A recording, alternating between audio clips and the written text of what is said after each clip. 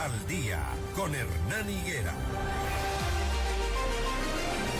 Saludo a mi invitado Henry Yandún, presidente de Constructores Positivos. Vamos a hablar de la situación y las perspectivas del sector de la construcción. ¿Qué tal, Henry? Buenos días. Hernán, buenos días a las personas que nos miran y o nos escuchan. Vemos que el año 2025 para el sector de la construcción fue un año de recuperación, ¿no? De un movimiento de 2.450 millones de dólares, creciendo en un 8%, según se ha indicado con cifras. Sí, efectivamente, Hernán, después de que la construcción ha venido decayendo muchísimo, ¿no? Porque éramos del orden del 9% de la participación en el PIB, estamos en el orden del 4% apenas. Y después de muchos semestres de decrecimiento, el año anterior crecimos. Y nosotros, ¿de dónde sacamos esta conclusión? Son datos duros que es del SRI o del Banco Central, donde se ve, por ejemplo, las ventas del cemento. El cemento es un termómetro, ¿no? Y podemos ver, por ejemplo, que el año 24 contra el 23 las ventas del cemento disminuyeron el 5.8%. No obstante, el año 25 contra el 24 creció el 8.5%, lo cual es una muy buena noticia, aunque también hay que destacar que más creció en la costa, en Guayaquil, por ejemplo, que en Quito. ¿Ya? Entonces ahí se va notando ya las diferencias, pero un buen año en general. Asimismo podemos ver los datos de la venta del acero y todo ese tipo de datos. Todos coinciden que hubo un buen crecimiento. ¿Y a qué se debe que en Guayaquil haya existido más movimiento? Ahí hay varios parámetros. Primero, en Guayaquil hay más terreno para construir. Es infinito el terreno en Guayaquil en todas las direcciones. La otra es que allá yo diría que se incentiva más a la construcción aquí. Yo diría que hay una normativa tan estricta que más bien aquí se obstaculiza el proceso. Los permisos de construcción son muy demorados realmente. Tanto así que hay constructores quiteños se han ido a otras provincias a trabajar, ¿no? Importantes constructores ya están en Guayaquil, están en Manta, están en Cuenca. Pero acá en Quito también hemos visto, por ejemplo, que se extienden hacia el sector de los valles, vemos muchos proyectos. Sí se extiende, pero no en la cantidad que está ocurriendo en otras partes del país, como Guayaquil. ¿Han generado empleo entonces en el 2025? Sí, ¿cuáles son los datos? Los datos que tenemos del INEC, nosotros en el empleo total crecimos 41.044 plazas de empleo y en lo que es el empleo adecuado, 24.456. Y es una demostración, lo que siempre hemos dicho, que la construcción realmente genera mucho empleo, ¿no? Y con este crecimiento es importante que se genera mucho más mano de obra. Y activa negocios también, ¿no? Claro, la construcción tiene mucha relación con todas otras actividades, porque no solamente es el hecho de construir, sino la fabricación de materiales de construcción, la gente que vende alfombras, cortinas, vidrio, los que hacen cemento.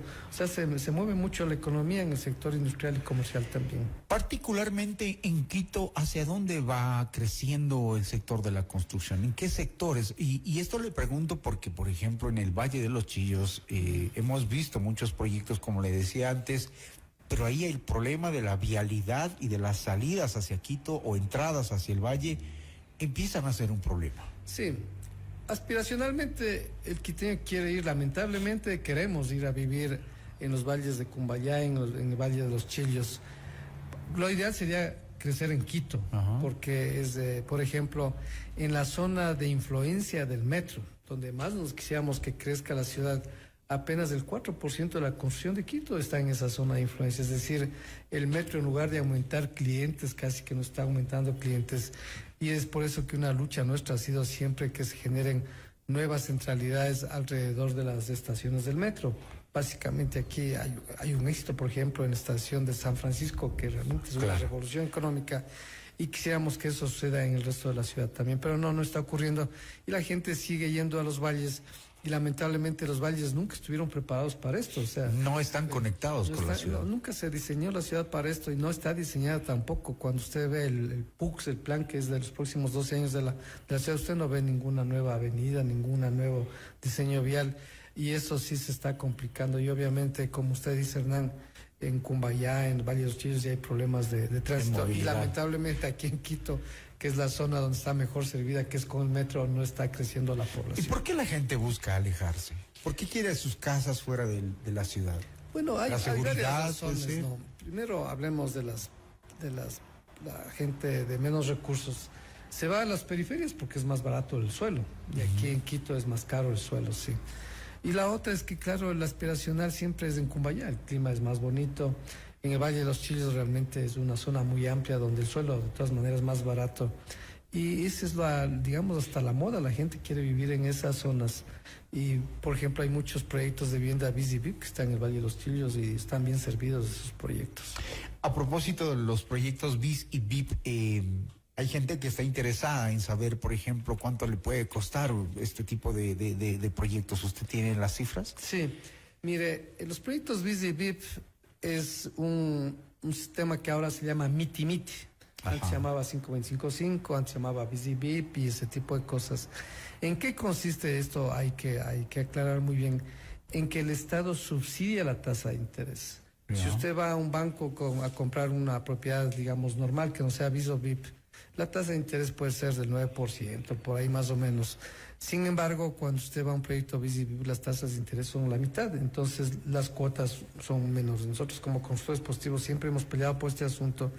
Y lo que se busca, Hernán, con esto es de que la cuota de la casa propia sea parecida a la cuota del arriendo. Le voy a dar varios ejemplos, sí.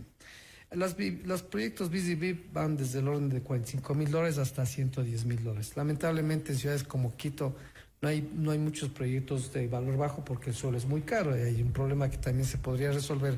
Pero tomemos el ejemplo de la vivienda más económica que existe en algunas partes del país, la vivienda de $45,000. La cuota mensual es $207, imagínense, o sea, sí se puede acceder a este asunto. Y el ingreso que debería tener la persona para tener acceso a esta vivienda sería $691 como familia.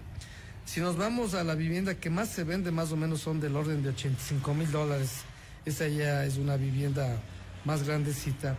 La cuota es $452, es decir que si en la familia 2 personas trabajan, casi logran pagar esto porque el ingreso familiar debe ser del orden de $1,500.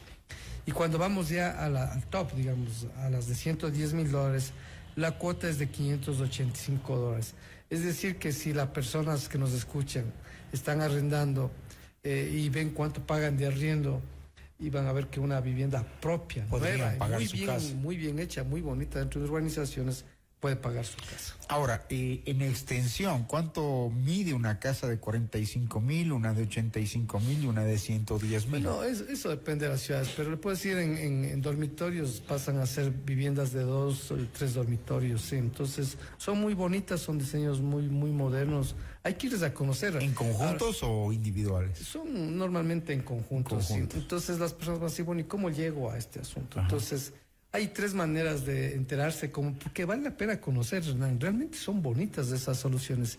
Usted puede ir a la página del Ministerio de Infraestructura y Transporte del MIT, y ahí puede ver los proyectos. Puede ir a la página de Constructores Positivos también, a la página web, y ahí también puede ver los proyectos. O si un ciudadano ve que hay un proyecto donde tiene una publicidad que, si la publicidad es media antigua, dice BIS o BIP o 5255, o si la publicidad está actualizada, dice MITI, entran a conocer. Y lo importante es que este es un negocio de privado a privado. El banco es el que le va a dar la tasa de subsidiada por el Estado. Entonces usted, una vez que decide la propiedad, va a bancos o a mutualistas y adquiere ese crédito.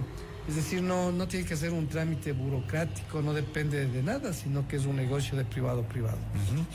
La proyección de crecimiento, ¿cuál es para el 2026? Con eso terminamos. La gran pregunta es depende. Depende. Sí. Aquí existen dos grandes, internacionalmente hay 2 grandes investigadores de investigación de cómo va a ser el crecimiento.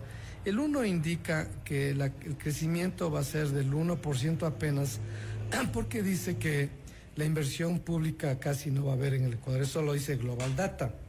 No obstante, Research and Market, que son indicadores internacionales, dice que la construcción podría crecer un promedio del 4.6%, siempre y cuando exista inversión en el sector petrolero, de energía y minería, que también es construcción, y que hay unas grandes oportunidades en el Ecuador. Bueno, obvio, todos sabemos que hay una debilidad en el Ecuador y hay una gran oportunidad.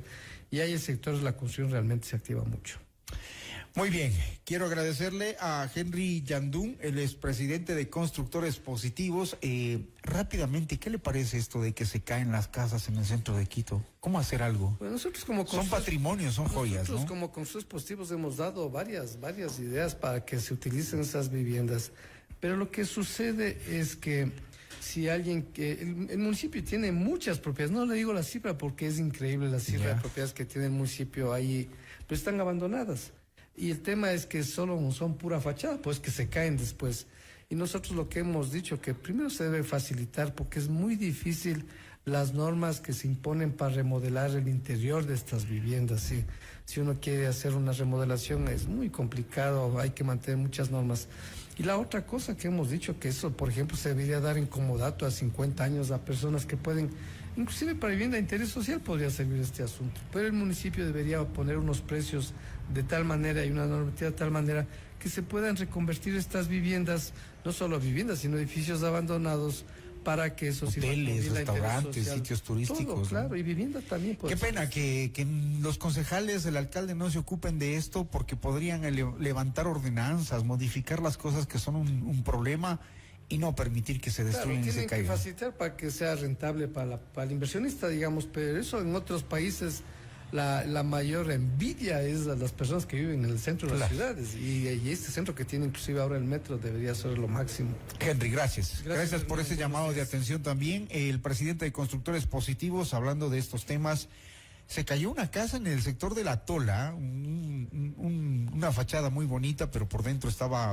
abandonada y pierde la ciudad porque eso no se va a poder volver a hacer nunca más. Muchos años de esfuerzo y de construcción también antigua, ¿no? 6:30 minutos. Seguimos con más en Notimundo al día.